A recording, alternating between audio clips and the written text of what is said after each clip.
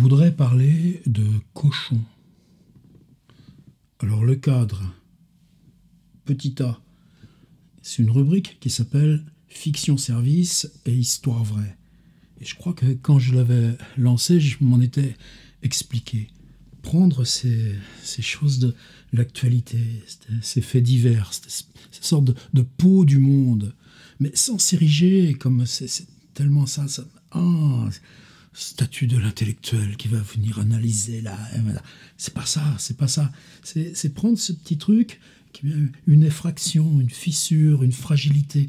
Et puis par contre, à cet endroit-là, eh bien, on sent que le tremblement, les associations, ça résonne loin en arrière. Ça appelle des tas de choses dans la mémoire. Et ça nous aide à nous positionner dans le présent. Ça revient vers l'agir, le sens, l'éthique, la responsabilité, mais sans surcharger. Par exemple, sur mon blog, je me souviens bien ce type qui, vers Lyon, dans un carrefour ou autre, avait bu une bière dans les rayons, et puis les vigiles tombent dessus, et puis ce type meurt. Moi, je m'en ai exprimé sur le blog. Laurent Mauvigné a fait un petit livre, ce que j'appelle Oubli, et qui fait 60 pages. Oui, c'est cette tension-là, et ça m'a jamais quitté. Pendant plusieurs années, j'en avais des fichiers, je crois, j'ai 4 ou 5 fichiers Word qui sont près de 1000 pages de choses stockées comme ça. Alors, il y a des périodes entières où ça vous vient pas. Il y a quand même toujours les yeux un peu écarquillés, toujours cette sensibilité. Ça vous prend malgré vous, ça vous appelle à travers le dos, puis ça vous plaque là contre ces choses. Alors des fois, c'est des choses qui sont tellement immensément terrifiantes, ça vous écrase. Et peut-être justement, d'autres fois, ça vient plus près de vous parce que ça met pas en cause ces choses tellement politiquement ou éthiquement ou socialement radicales. Le désastre est global, radical.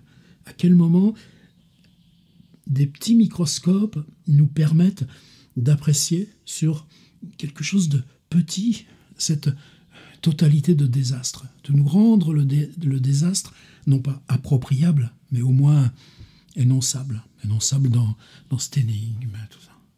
Le deuxième élément, avant de parler cochon, c'est de ne pas avoir d'a priori sur la chose. Je suis d'un monde, Saint-Michel-en-Lerme, Vendée, 1953 jusqu'à quitter en 1964, où la question du cochon, mais même ici dans les campagnes, en Indre-et-Loire, dans la moindre petite ferme, la plus humble, tu as l'abri du cochon, c'était pareil en Vendée. Ça récupérait les épluchures, ça mange ce que nous on mange pas, ça s'engraisse de rien. Et puis, une fois par an, eh bien, c'est la rançon. De quoi tu es riche? Ce slogan. Dans le cochon, tout est bon. Du sang, tu fais la fraissure. Après, tu prends même les enveloppes des boyaux, même la tête. Et des moutons, encore, dans les rues. On voit des trucs ou des têtes de moutons avec les yeux qui vont frire. Alors, je n'ai pas souvenir, moi, des yeux de cochon, mais manger le craquement de la bouche de l'oreille de cochon, c'est une vieille tradition. Ça. J'ai un ami qui était directeur de bibliothèque en Vendée, justement, mais je ne veux pas parler de lui. Eh bien, dans sa retraite, il élève un cochon avec ce même rituel annuel, et pour lui, c'est une tradition qui remonte à bien avant, à l'école maternelle. Ça, c'est mon premier et probablement, je crois, le seul souvenir. Mais je sais que c'était l'école maternelle. Et je le sais parfaitement, parce qu'à Saint-Michel-en-Lerme, c'est l'année de la construction d'une école neuve, maternelle, et que pendant ces travaux, on était accueillis dans une ferme. Eh bien, donc, les enfants de la maternelle, on a été voir tuer le cochon de la ferme. Et là encore, c'est tout un rituel, parce que dans tous les villages, vous aviez un tueur, profession d'état civil, tueur.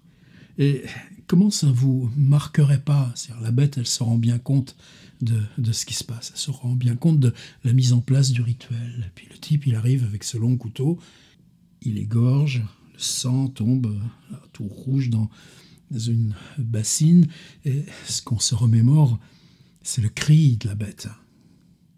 C'est pas un cri de bête.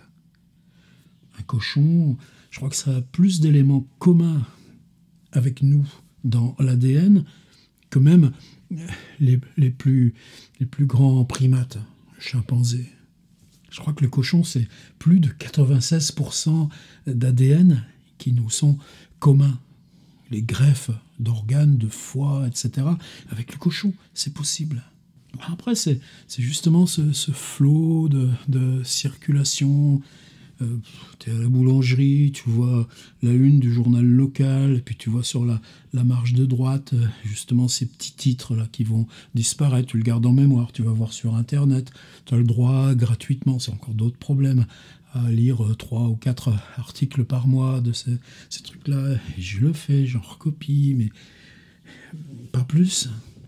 Et là, ça arrive par Facebook, quelqu'un que je connais pas, mais qui est relayé par mon frangin, lequel a été instituteur d'école maternelle justement en Bretagne. Maintenant, il est toujours enseignant en maternelle, mais à Paris.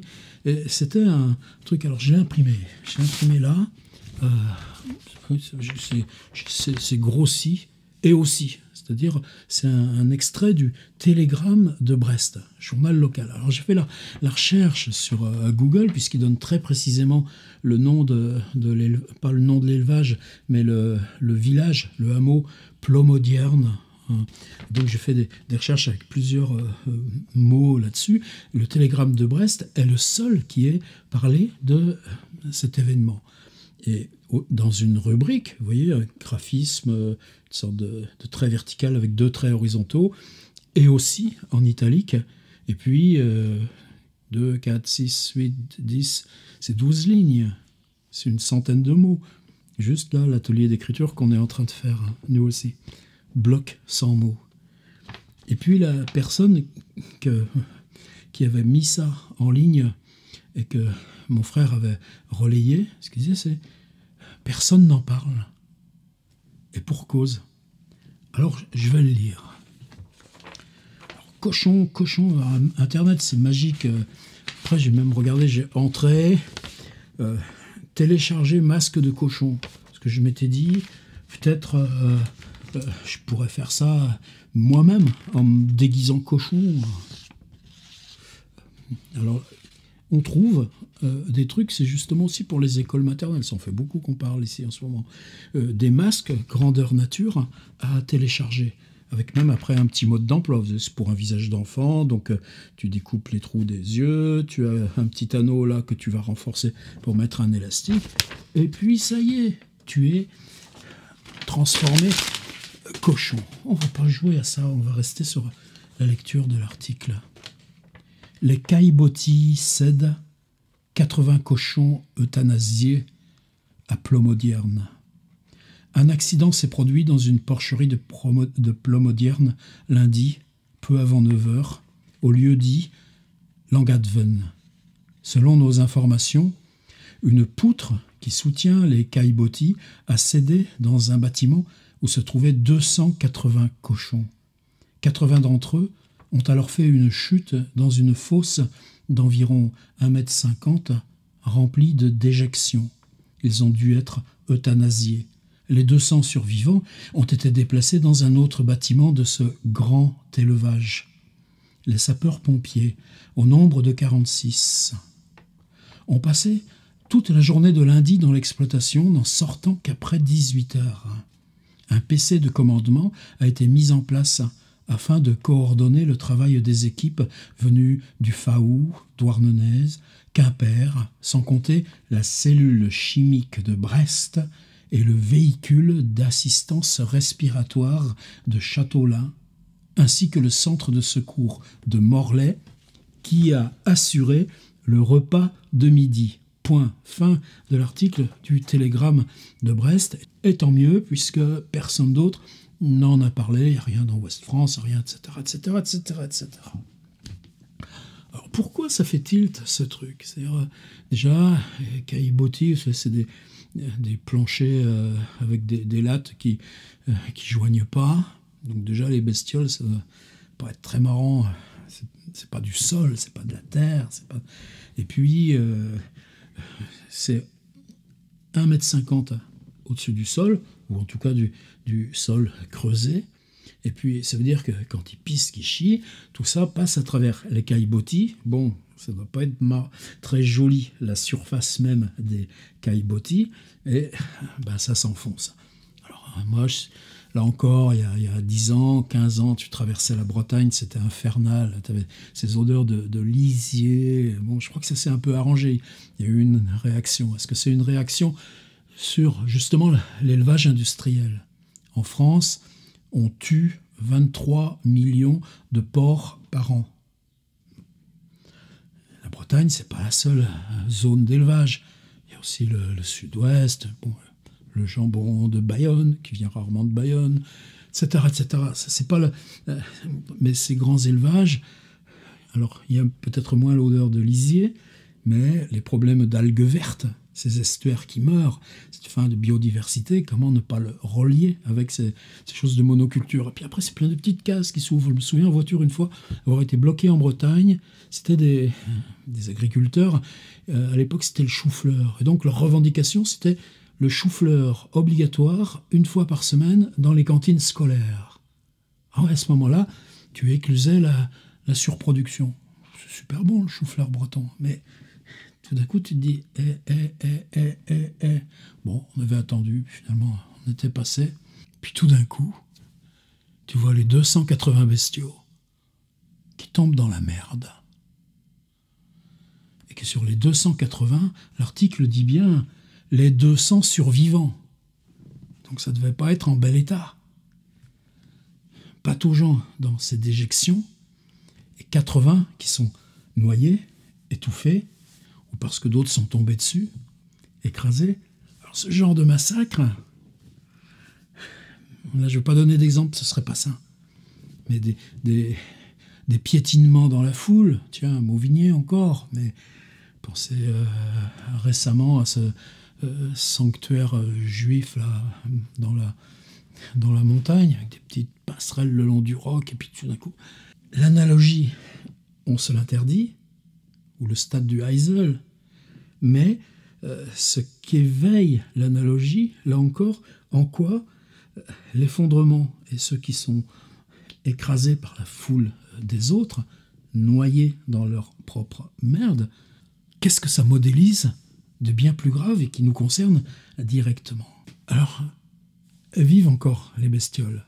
Après, c'est là où tout d'un coup, tu as ce 46 pompiers qui arrivent peu après 9h du matin, moment de l'accident, c'est-à-dire qu'ils sont là 20 minutes après, et qui vont rester 10h jusqu'à 18h, qui vont bosser 8h à 46 bonshommes. Tenez, mon même frangin, là, instituteur en Bretagne, je lui avais racheté sa vieille voiture il y a 4 ans. Vous voyez comment on peut raconter des trucs qui à la limite, je ne devrais pas vous raconter ça. Mais je l'avais récupéré, etc. Il y avait encore des trucs dans la boîte à gants, etc. Moi, je suis un peu bazar. J'avais mis ça dans un coin, des petits cartons, là. Puis, c'est tout là, tout récemment. Je m'en servais régulièrement d'un petit canif avec un cran de sécurité tout petit, mais joli. Et puis un jour, je me dis, mais d'où il me vient ce truc? Je dis, oh là là, ça venait pas de l'Opel au frangin. Et je lui rapporte. Mais donc, 3 ans après. Et lui, tout content. « Ah, mon petit canif !» Et il me dit, « Tu comprends, c'est le canif de pompier. » Il était pompier volontaire, le frangin, à Pontivy. Dans les accidents de voiture, c'est avec ça que tu coupais la ceinture de sécurité pour extraire les blessés. Peu importe. Mais là, le pompier, et le pompier qui garde ce tout petit objet qui vous permet de sauver. Pourtant, les types incarcérés ou déjà coma, etc., c'est pas des boulots marrants qu'ils font, les pompiers volontaires. Mais là, 46 bonshommes venus de toutes ces casernes autour, c'est pour aller avec des cuissardes marcher dans la merde et puis traiter ces bestioles. C'est-à-dire, tu sors pas des hommes, tu sors des cochons. Et pourquoi en faire? Les euthanasier. À la limite, tu dis, on les prend au jet d'eau, et puis on attend qu'ils se réparent la guibole, et puis... Non, c'est plus bon ce truc. Tu vas pas emmener à l'abattoir pour la consommation humaine une bête qui a souffert de bouffer sa propre merde. C'est pour ça qu'on la liquide. Alors là, je suis même entré, pareil, Internet, cochon euthanasié. Je me mis porc euthanasié. Je m'attendais à retomber sur d'autres choses concernant cet accident de Plomodierne. Eh bien non, tu tombes sur un site d'une fédération officielle, et le site s'appelle Technoport. Attendez, je rouvre l'ordi, parce que j'ai laissé l'onglet ouvert, et c'est un très long article qui s'appelle « Euthanasie en élevage de porcs. Choix et fonction de la catégorie et du nombre d'animaux. Les méthodes testées. Anesthésie électrique plus électrocution. Exposition au CO2. » Et vous savez que là, dans le Covid, on a eu des choses, par exemple, ça c'est encore autre chose, la grippe aviaire, avec ces élevages de canards du sud-ouest. Mais là, c'est des élevages de 20 000, 30 000 bestioles, et puis s'il y a le syndrome de grippe aviaire, même s'ils ne sont pas contaminés, mais qu'ils sont dans une zone ou proche d'une zone, on amène des camions, et que ces camions, c'est enfourner les bestioles, les gazer, les sortir, les enterrer avec de la chaux, et on recommence, et on recommence. Il y a eu ça aussi, là c'est là dans le Covid, pour les élevages de visons. Les visons attrapaient le Covid. Et tu découvres qu'en France, il y a au moins 2 ou 3 élevages de visons, mais avec 3000 bestioles. Là pareil, dans des cages. Et puis, il y a le risque de Covid, qu'est-ce que tu fais? Camion de gaz, et tu liquides les 3000 bestioles. Alors là, quelle méthode? Méthode testée, donc anesthésie électrique, 2 électrodes, c'est même, il y a une phrase très bizarre dans cette méthode, n'est utilisable que sur des animaux de plus de 25 kg. Là, c'était le cas, car les pièces électriques ont été conçues pour anesthésier des porcs charcutiers à l'abattoir. Cette méthode est reconnue officiellement. Étourdissement ou anesthésie de l'animal par application des électrodes durant 5 secondes minimum au niveau, c'est là la phrase qui m'a dit, au niveau de la tête, œil-œil, œil-oreille ou oreille-oreille. Essayons. Oreille-oreille, 1, 2, 3, 4, 5, c'est long. Œil-œil, 1, 2, 3, 4, 5, c'est long d'être cochon quand on vous meurt. Et puis il y en a d'autres, le pistolet à tige perforante, avec là tout un chapitre disant qu'il faut bien le ranger dans les armoires. Il est inutile de saigner les porcelets de 8 à 25 kg, etc. L'intérêt d'injecter, percussion ou assommage. La percussion est reconnue comme méthode d'étourdissement des animaux.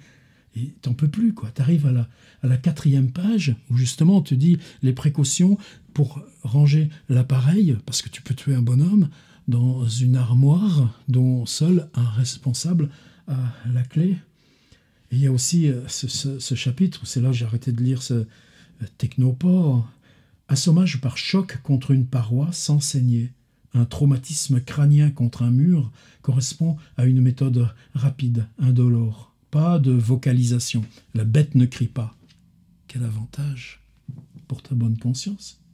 Pas de vocalisation.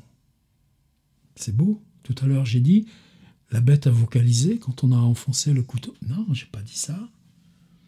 La perte de conscience est instantanée et permanente. Elle se doit d'être appliquée avec conviction. Là, ça me rappelle hommage à Joseph Pontus, qui est mort il y a 4 mois, à 42 ans. Ce livre, À la ligne. Lui, il avait travaillé aussi dans les abattoirs. Lui, c'était des veaux, puis des usines de poissons. À la ligne, quel grand livre. Et tout d'un coup, tu lis ce truc. Toi, tu es parti sur... En plus, lui, il habitait le coin, là-bas, à Douarnenez. Tu pars de Plomodierne, et puis te voilà dans le souvenir de ta lecture, qui pour moi a été sur une longue période. Plusieurs fois, j'ai lu ce livre, le À la ligne de Joseph. Et tout d'un coup, tu lis dans Technopore, le truc de ces fédérations, que le traumatisme crânien contre un mur se doit d'être appliqué avec conviction. Elle était où la conviction des bourreaux d'Auschwitz? Tu mélanges pas, tu appliques pas de l'un à l'autre. Seulement nous, ce qui nous intéresse, c'est quoi? C'est la langue. Vocalisation pour que tu n'entendes pas la bête qui souffre. Avec conviction pour que tu joues ton geste sans t'interroger sur la légitimité de ton geste. En moyenne, l'immobilité est obtenue en moins de 1 minute si les réflexes de pédalage se poursuivent au-delà. Il est impératif de renouveler l'opération. Il est rare d'observer des spasmes, 1 port sur 5, et l'arrêt du cœur intervient en moins de 6 minutes si le coup est porté avec suffisamment de puissance. Alors là, dans l'article, tu as 46 pompiers qui vont mariner dans les déjections pendant 8 heures pour venir à bout de 46 bestioles de 80 bestioles de 200 kilos. Alors, c'est quoi la cellule chimique de Brest? Ça veut dire qu'à Brest, c'est ça, hein, sans compter la cellule chimique de Brest. Ça veut dire qu'arrive le camion de la cellule chimique de Brest. Attendez, je regarde. Bon, il y a beaucoup de choses. Si tu mets cellule chimique de Brest, je ne vois pas tout de suite à quoi ça correspond comme équipement. Mais tu as un camion qui arrive avec quoi? Avec des injections ou avec du gaz? Si je reviens à mon technopore, il y a 2 techniques. Pour les petits porcelets, c'est du dioxyde de carbone. Et pour les pores massifs, justement, tu peux avoir un caisson étanche sur remorque où tu peux les monter par 3, par 4. Et là, tu mets 6 ou 8 minutes du CO2, du gaz d'échappement. Vous voyez même ce qui nous joint. Maintenant, tu ne peux plus le faire avec les pots catalytiques.